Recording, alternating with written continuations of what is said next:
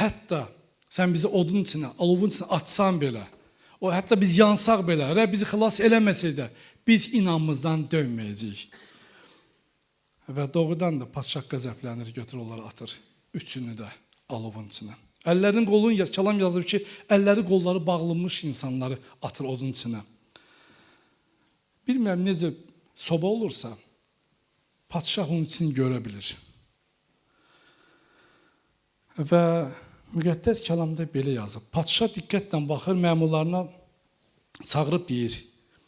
Budur, mən onları od içində əl qolunu bağladım.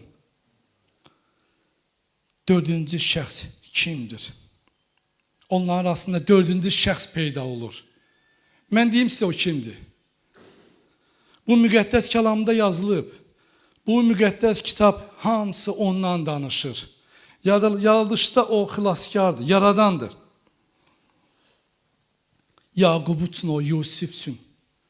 Yusifin o yuxusudur. Həmən o dördüncü şəxs.